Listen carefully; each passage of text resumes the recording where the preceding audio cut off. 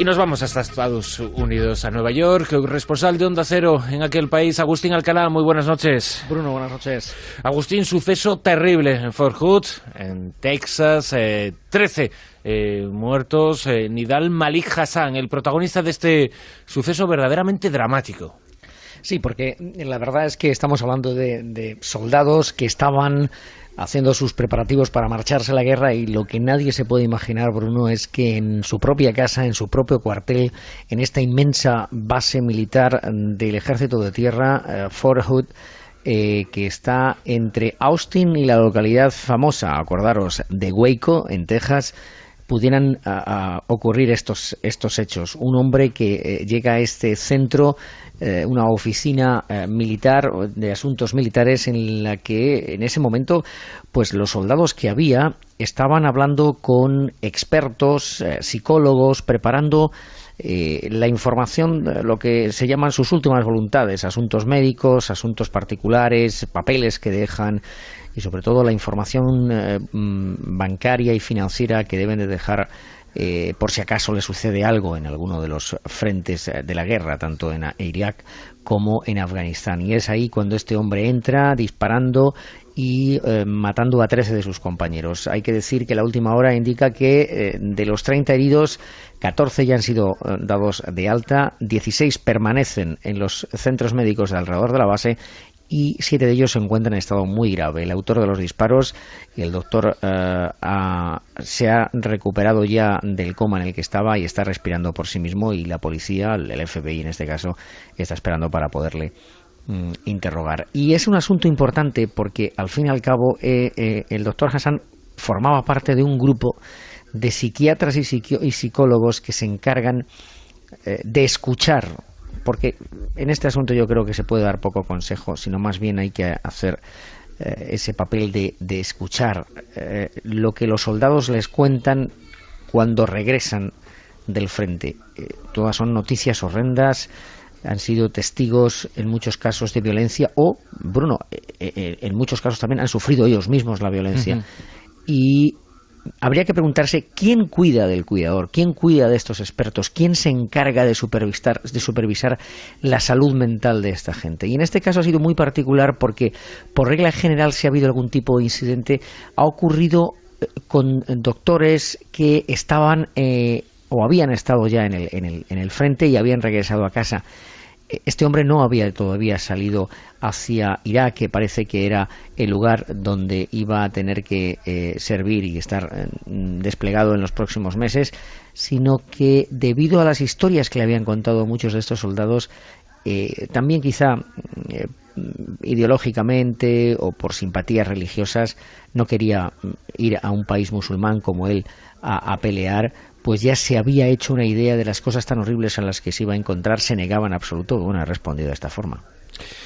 ¿Todavía se ha aclarado ya exactamente cuáles podían ser las motivaciones? Se habla de una reacción ante esa llamada a viajar hasta el lugar en conflicto, pero también se ha hablado mucho de la probabilidad de que este hombre fuera simpatizante de algunas causas terroristas.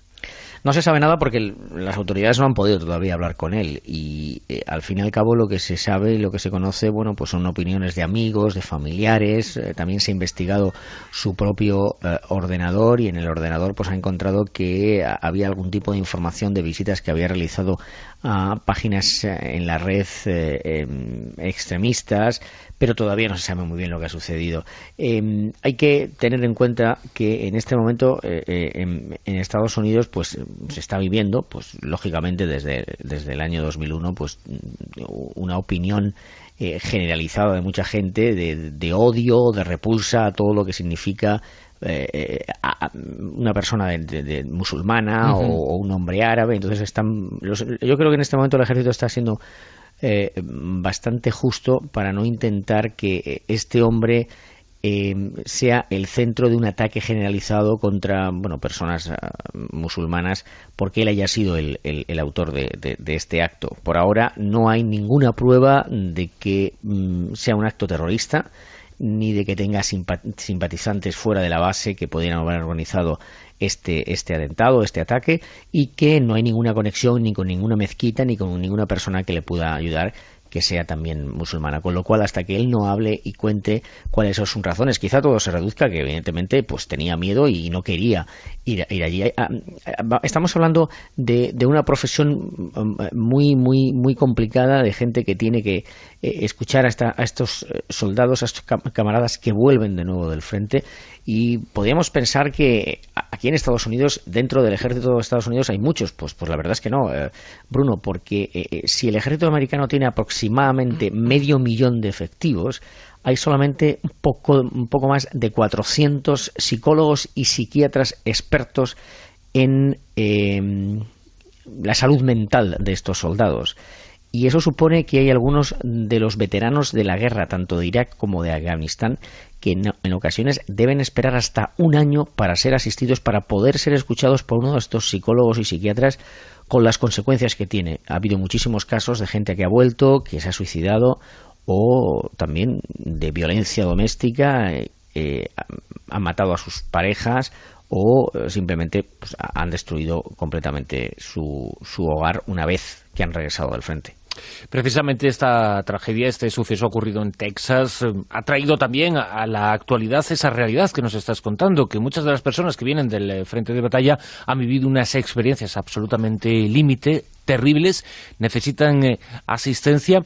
¿Ha habido voces dentro del ejército que hayan estado reclamando en los últimos tiempos o a posteriori de este suceso la necesidad de que la figura del psiquiatra militar que ayude a sus compañeros a reincorporarse a la vida normal en su país, pues se fortalezca, que haya más, que el tratamiento que puedan recibir sea más completo y sobre todo más rápido desde su regreso del lugar de batalla? Es una figura, el doctor psiquiatra, el doctor especialista en estos problemas mentales que se crea en este país después de la guerra de Vietnam, donde muchos soldados regresaron con verdaderos traumas. Aquí se habla de que un soldado que está expuesto unas 90 horas a un conflicto armado, 90 días de forma continua a un conflicto armado, puede contraer problemas mentales psiquiátricos muy importantes. Entonces, eso todo es un lastre que se va arrastrando, que se va acumulando, y que, por regla general, suelen tratarse estos problemas mentales, este síndrome de la guerra, le podríamos denominar así, dentro del mismo teatro de operaciones, es decir, cerca del lugar donde se está, porque es más fácil tratarlos allí. Y no que una vez que cuando regresen a Estados Unidos, muchos de ellos no se atreven a contar a sus superiores o a estos mismos doctores que tienen estos problemas, ya sabes, porque esa creencia psicológica de que los soldados son personas superiores físicamente, mentalmente, han sido entrenados para ejercer un trabajo muy especial y no pueden demostrar que tienen problemas y sobre todo que son débiles.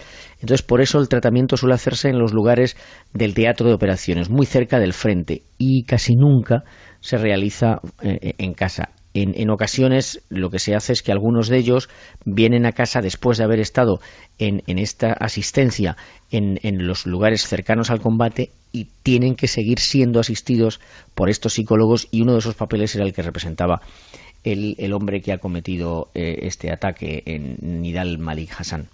Agustín Alcalá, corresponsal de Onda Cero en Estados Unidos. Muchísimas gracias una vez más. Saludos, buenas noches.